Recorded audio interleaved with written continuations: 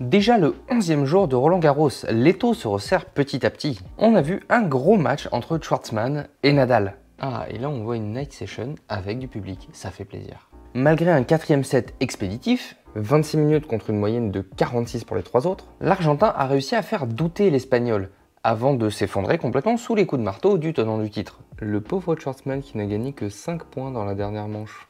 Ça doit être dur à encaisser quand même. Mais ce qui doit être dur à encaisser aussi, c'est ce mec d'1m70 qui te stoppe dans ton élan de battre le record de 7 gagnés d'affilée sur ta surface et dans le tournoi qu'on surnomme ton jardin. Il y a de quoi douter. Et l'Argentin n'a pas démérité. Le set qu'il allait prendre à Nadal, il est allé le chercher en breakant 2 fois l'Espagnol.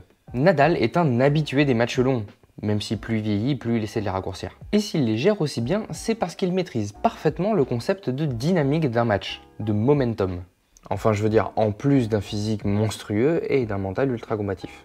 Comprendre ce qu'est le momentum et comment s'en servir, c'est le programme de votre cours quotidien numéro 11. La définition du dictionnaire pour momentum, c'est la force qui maintient un objet en mouvement.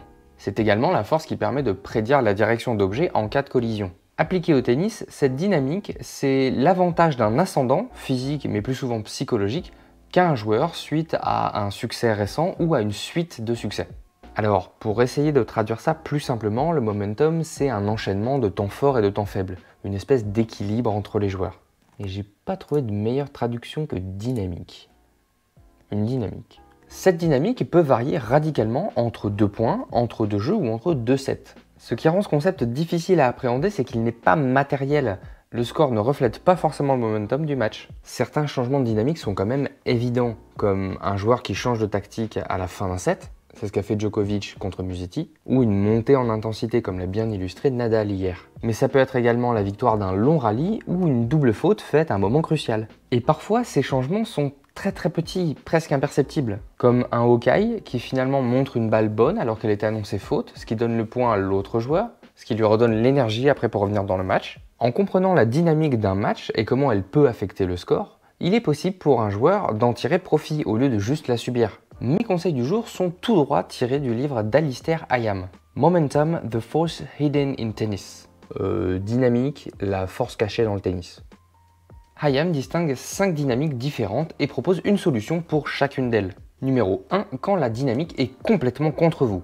Ce sont ces moments où vous avez l'impression que rien ne passe et que vous n'avez aucune solution face à votre adversaire. Dans ce premier cas, l'auteur suggère de ralentir le jeu, pendant les points, mais aussi entre les points. Ne vous pressez pas pour servir et prenez votre temps au changement de côté. C'est également le moment de s'accrocher, d'être déterminé et de suivre scrupuleusement vos rituels. Par exemple, faites rebondir la balle exactement le nombre de fois que vous avez l'habitude de le faire. Pas plus, pas moins.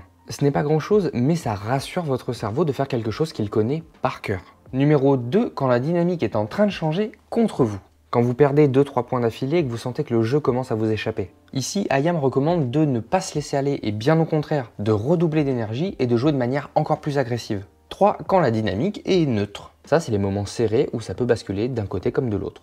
À ce moment, l'enjeu n'est pas uniquement de gagner les points, mais également de récupérer le momentum à votre avantage.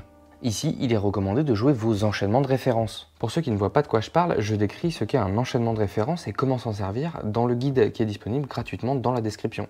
Numéro 4, quand la dynamique est plutôt de votre côté. Quand vous vous sentez bien dans vos frappes et plus généralement dans le jeu. Là, l'auteur suggère de rationaliser vos victoires, d'essayer de comprendre comment vous en êtes arrivé à ce moment-là dans le match et comment vous gagnez actuellement vos points. Les joueurs qui n'arrivent pas à rationaliser peuvent avoir une fausse sensation de sécurité ou même de surconfiance. Ces joueurs qui ne comprennent pas comment ils ont pris l'ascendant ne comprennent pas non plus pourquoi ils le perdent et ils peuvent se sentir complètement frustrés. Et enfin 5, la meilleure des situations quand la dynamique est complètement avec vous.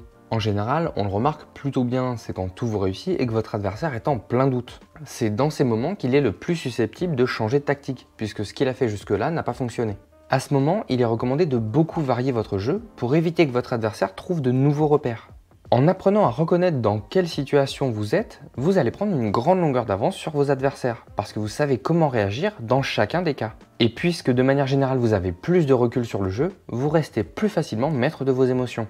Il est difficile de reconnaître la dynamique d'un match uniquement en se basant sur le score ou les statistiques, mais certaines peuvent nous aider, comme le nombre de points gagnés d'affilée, savoir qui perd les gros rallyes ou les jeux serrés susceptibles de plomber le moral, qui gagne ses jeux de service, qui arrive à breaker, etc. Voilà, c'est tout pour ce cours quotidien numéro 11 qui était un peu plus abstrait que d'habitude. Je sais que le concept de momentum, de dynamique n'est pas simple à saisir, alors posez-moi toutes les questions nécessaires dans les commentaires, j'y répondrai avec plaisir. Mais surtout, si la série des cours quotidiens vous plaît et vous apprend de nouvelles choses pour votre tennis, avant de partir, likez, clochez et partagez cette vidéo autour de vous. Quant à moi, je vous donne rendez-vous demain pour un nouvel épisode.